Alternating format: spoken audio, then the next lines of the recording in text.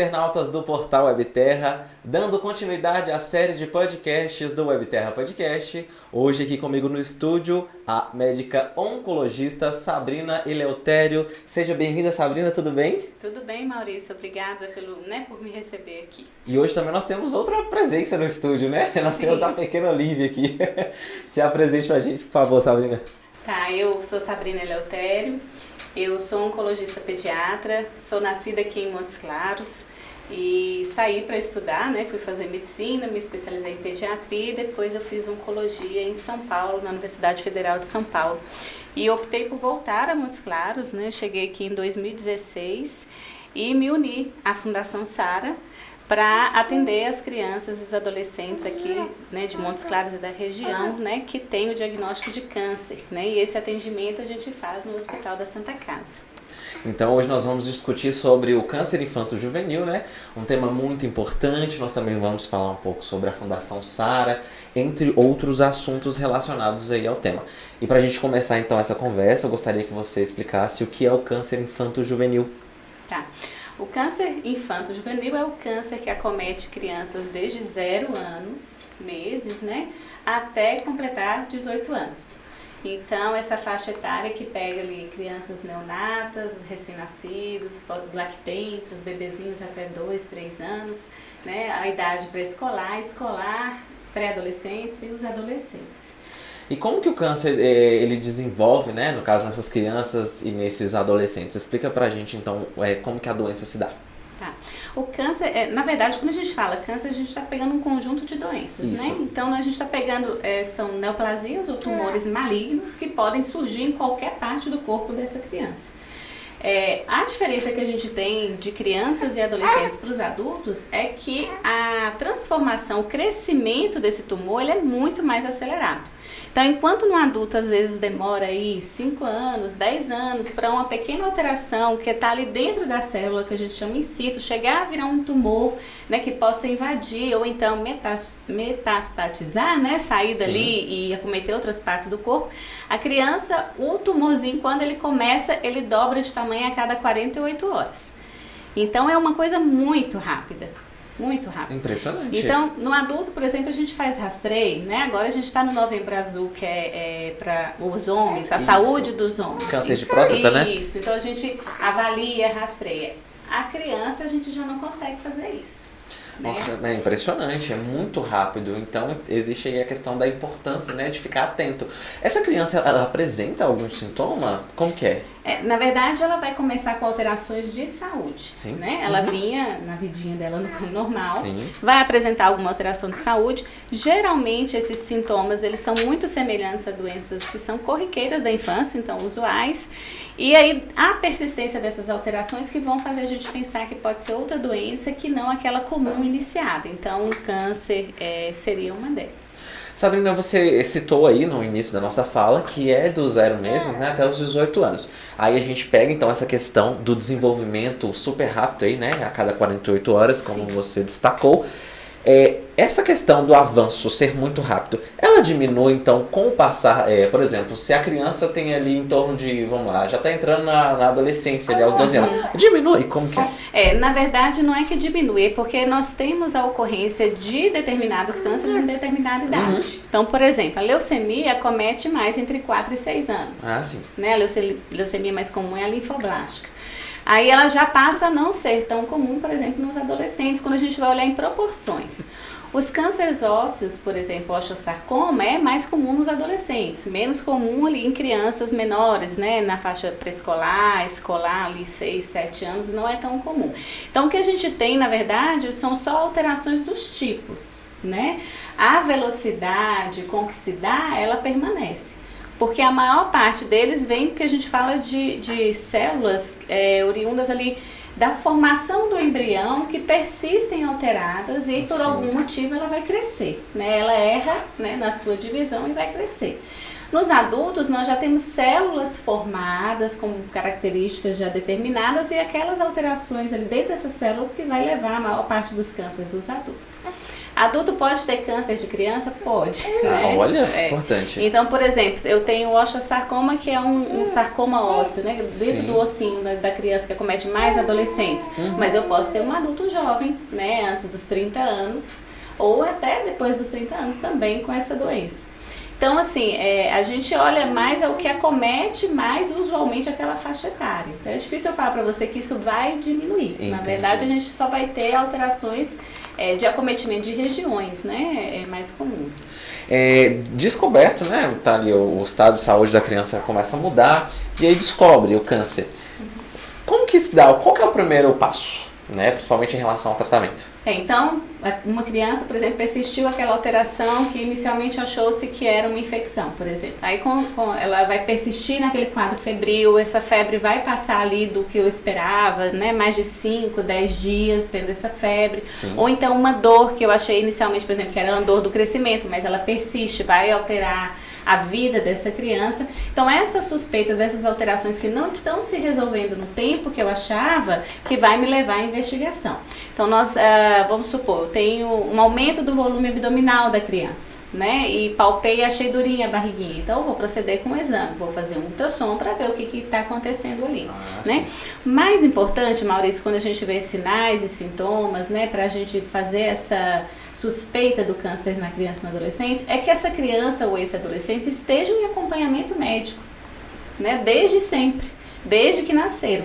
Porque aquele médico que faz aquele segmento periódico, né, um pediatra, um médico de saúde de família, sim, já conhece esse paciente. Então, na hora que ele sinaliza assim, olha, estou acompanhando, tem alguma coisa diferente, vai levar ele a proceder à investigação, seja laboratorial, de exame de sangue, seja de imagens, para poder confirmar, né, ou verificar que não se trata disso, né? Então eu vou proceder de acordo com o que a criança estiver apresentando. É importante. Como você destacou, então, o tratamento hoje ele é feito por enquanto na Santa Casa, né? Isso. Nós vamos destacar mais à frente sobre o hospital, né, da Fundação Sara, que está sendo construído aqui na cidade, mas agora nós vamos falar um pouco então sobre a fundação, que já existe há alguns anos, né, aqui na cidade de Montes Claros. Também temos sede em Belo Horizonte, correto? Como que a Fundação Sara trabalha, então, com essas crianças? A Fundação Sara, assim, muita gente já sabe a história, né? A Sara é a filha de Álvaro e Marlene, ela teve uma leucemia e acabou não sobrevivendo, e os pais pegaram essa missão de ajudar famílias, né, crianças e famílias que estivessem passando por situação semelhante a deles. Isso lá em 1996 ou 97, né?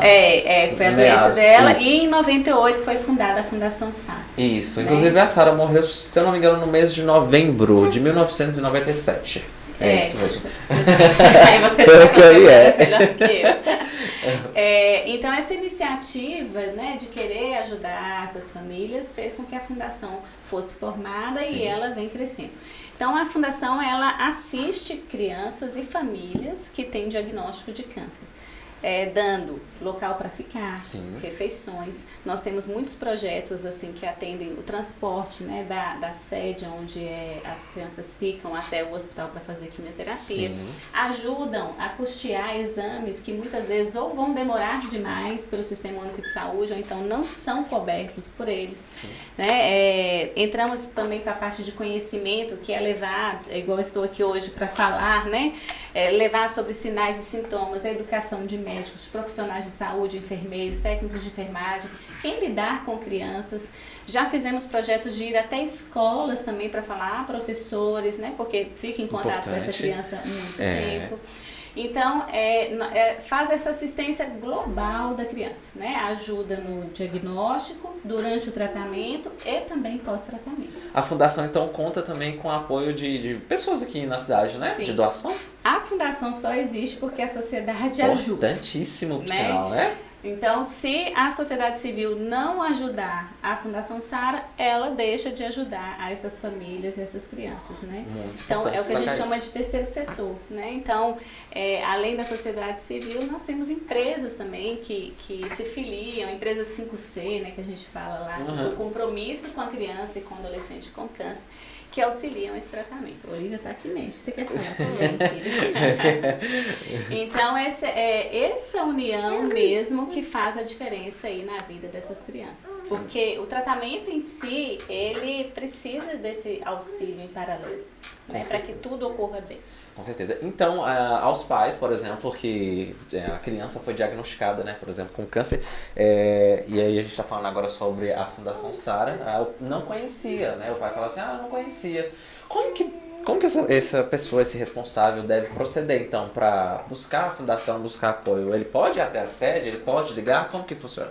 Pode. A fundação, ela tem uma unidade aqui em Montes Claros, como você disse, e tem uma unidade em Belo Horizonte de apoio também, né? Aqui em Montes Claros é só entrar em contato, 38 DDD 3214-5500 para falar lá, né? Ou então, realmente, a sede fica no bairro Canelas 2. Aí eu vou dever um pouco o endereço agora que Mas fugiu. é fácil. Mas tem o telefone para entrar em contato, né? E, na verdade, o que acontece? Se tem a suspeita, né? Se foi feita a suspeita, pode entrar em contato, porque às vezes a gente precisa fazer uma avaliação de triagem para confirmar ou não, né, essa suspeita. E a criança, ela passa pelo atendimento na Santa Casa. Né? A gente agenda a consulta para que ela seja triada na Santa Casa. Isso que eu ia perguntar para você. Então, a triagem é lá no hospital. Isso. A sede da fundação, ela é a sede para as crianças ficarem, né? Dormirem, terem as refeições, escola viva, acompanhamento psicológico, do serviço social. Então, tudo que complementa aí o tratamento. Então, para as pessoas que, por exemplo, não estão em Montes Claros e se perguntam, esse tratamento, né, na verdade, esse acolhimento é feito só para as crianças e adolescentes da cidade ou também da região do norte de Minas? Todo o norte de Minas, né? Montes Claros, região do norte de Minas, recebemos até crianças realmente do sul da Bahia, né? Sim. É claro que a gente tem só um impeditivo de tratamento por conta das pactuações que são realizadas pelo sistema. Então, muitas vezes a gente tem que reconduzir essa criança, mas até fazer o diagnóstico e tudo a gente apoia, né? E se conseguir manter aqui, melhor ainda. É um campo extenso, que bom, né? Ainda, porque a gente depende dessas burocracias também, né? Por conta do SUS. É um pouco mais difícil mesmo. Explica pra mim, então, como que é trabalhar, né, com crianças e adolescentes que têm esse diagnóstico. Com certeza não é fácil, porque quando descobrem, né, um choque tanto para os pais, né? E até para as crianças também que, por exemplo, já entendem ou que não entendem e acabam sofrendo com os sintomas, essas questões. Quando que você decidiu trabalhar com isso? Como que foi? Conta pra gente um pouco dessa história. A Sara, ela entrou na minha vida mais ou menos nessa época que ela adoeceu, eu era adolescente ainda, né? Sim. Então eu sou daqui de Montes Claros, a gente viu essa campanha toda de envolvimento e tudo. Na época eu passei no vestibular, até cortei meu cabelo, vendi, fui fazer a doação lá para eles. Então foi o primeiro contato que eu tive ali. Durante a faculdade eu conheci uma oncologista pediatra, vi o trabalho dela, né, como funcionava e comecei a me interessar pela área. Então, e aí a minha questão sempre foi buscar um centro de referência que eu pudesse fazer essa especialização, pensando em voltar mesmo para cá, para trazer para cá os mesmos níveis de cura que a gente vê esses centros maiores, né? Então, eu fui ao GRAAC, que foi onde eu fiz a minha especialização, que era, né, uma extensão da Unifesp, né, que é a Federal de São Paulo. Sim. E vi ali uma união muito grande, que é dessa parte SUS, vamos colocar Santa Casa, que é o hospital, junto a uma associação não beneficente, né, não governamental, para poder ajudar no custeio desses tratamentos. E optei por fazer essa especialização, vim aqui em Montes Claros conversar com o Álvaro e vi que ele tinha a mesma ideia que eu, então a gente somou. Tratar a criança doente já é um desafio, né? Tratar a criança com uma doença tão grave, né, é um desafio maior ainda, porque tem muitas coisas envolvidas. Então, por exemplo, eu estou aqui, estou com a minha filha, né, porque é pequenininha, precisa amamentar, não pode ficar sozinha.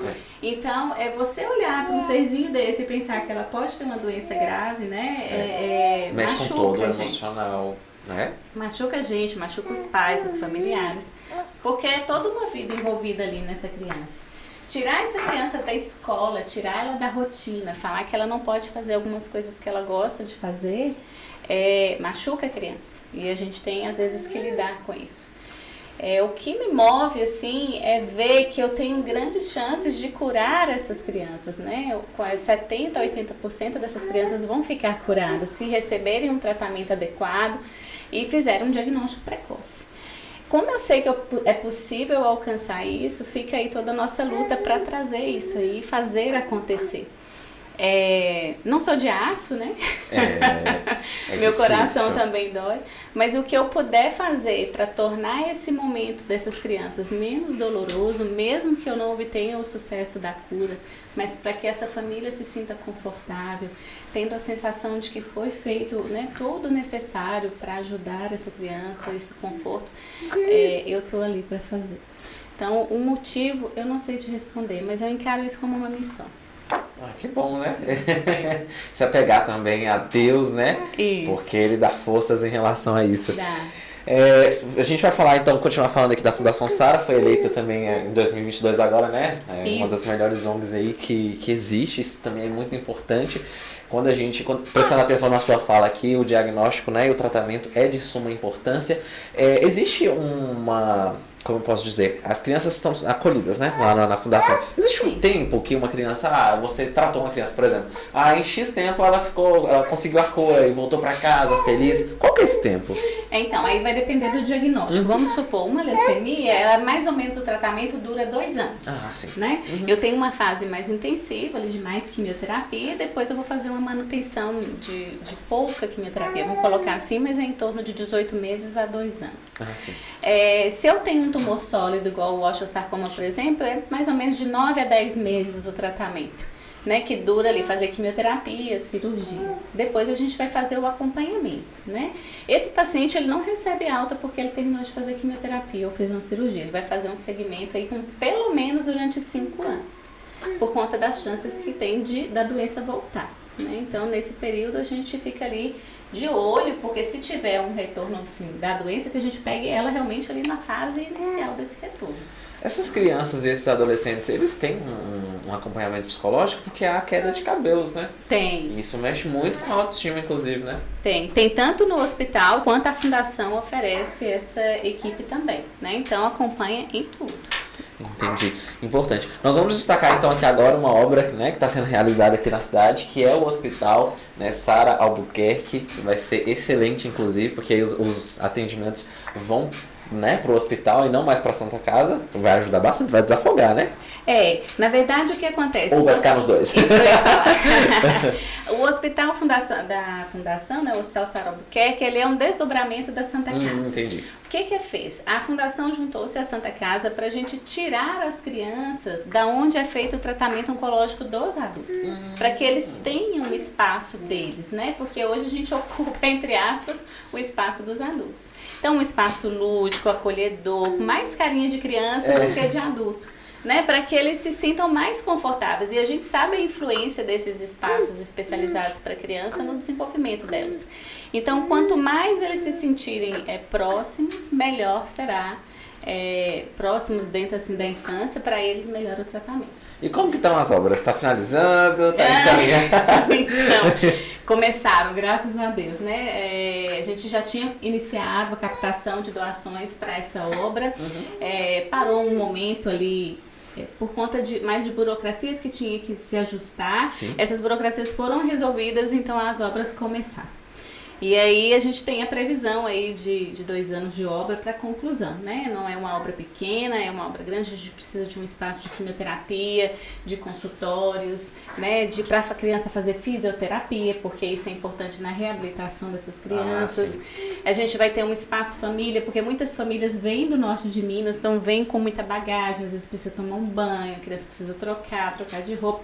Então vai ter um espaço família dentro dessa unidade. Uma brinquedoteca, então um espaço lúdico para a criança, para que a criança também continue estudando enquanto está fazendo o tratamento. Então a gente tem ali uma pretensão de acolher e de fazer um tratamento integral dessa criança, assim como em outros centros que a gente tem no Brasil. Então a gente quer trazer isso para Montes Claros. Vai dar certo. Vai, se Deus quiser. Então a gente vai continuar como a Fundação já faz. O acolhimento é para as pessoas do norte de Minas, isso, correto? Isso. Né? E sul da Bahia também? A gente pode... Na verdade, assim, é quem precisar, né? A gente tem uma limitação que eu disse que é a pactuação SUS, né? Porque a gente precisa da cobertura para o tratamento dessa criança. Mas claro que com a evolução da nossa unidade, né, e tudo, eu acho que a gente vai acabar chamando atenção para que essas crianças venham nos procurar. E aí a gente vai ter que resolver de alguma forma como mantê-las aqui para um tratamento adequado. Vai dar certo. Onde que vai ser a sede do hospital? Você sabe que eu não sei o nome da rua, agora você falou, eu esqueci. Qual bairro? É no centro. É no centro. É próxima à Santa Casa e à Radiálise, a Oncocenter ali, ótimo, Laboratório Santa no Casa, centro, então. é ali pertinho. Então, porque ficou estratégico, né? Porque a gente precisa da internação da Santa Casa, a gente precisa da equipe de radiologia da Santa Casa. Sim. Então tem coisas que a gente necessita, então ficou bem estratégico. Um ajudando o outro, né? Nos suportes complementares, né? Somando aí força para combater o câncer. Mas se não juntar, se a gente não fizer essa união, dificilmente a gente consegue ter os números que a gente almeja, né? Então, agora você falou, se Deus quiser, a gente vai conseguir. Sim, Deus, mas a gente precisa muito da sociedade civil, das empresas. A gente precisa da região mobilizada para que essa obra aconteça. Também, com certeza. Eu gostaria, então, que você deixasse uma mensagem, né? Para poder falar aí para os pais, né? Que os filhos foram diagnosticados com câncer. Como que esses pais devem... conduzir essa situação para ajudar também até a questão das crianças, né? Terem força aí para conseguir até o final e ter a cura. Opa. Bom, aos pais, o que eu tenho para dizer é o seguinte: fiquem atentos à saúde das crianças, né? Dos seus filhos, sejam crianças, adolescentes. Acompanhem. A persistência da alteração dessa saúde deve ser investigada na possibilidade de ser câncer. Eu sei que é um diagnóstico que ninguém quer ter, mas que se for ter, assim, tem que buscar que seja um diagnóstico precoce. Então, em suas fases iniciais, se for feita essa suspeita, procure a gente no ambulatório de oncologia da Santa Casa, tá? A gente atende lá toda semana, é só procurar a equipe para agendamento dessa consulta. O diagnóstico precoce num centro, né, que é especializado nesse tratamento, faz a diferença para a cura da criança. Então, quanto antes, no centro de referência, eu vou conseguir tratar melhor essa criança. E a gente tenta e faz de tudo para que as crianças sejam tratadas da melhor forma, dos melhores centros, que tem todas as possibilidades dela, que ela atinja a cura. Tá? Então, é isso. E, assim... quando estiverem, se o seu filho tiver o diagnóstico, né, claro, a gente pede, assim, que atendam às solicitações que são feitas para o tratamento. Tempo certo, ideal, né, de cuidados com essa criança, para que as coisas corram bem também durante o tratamento. É isso aí. Então, como a Sabrina destacou, a Fundação Sara precisa da ajuda aí da sociedade. Se você quiser ser um doador, é só entrar em contato com a Fundação. Isso. O telefone ela deixou aqui também neste episódio. Agradeço a todos vocês pela audiência e até o próximo programa.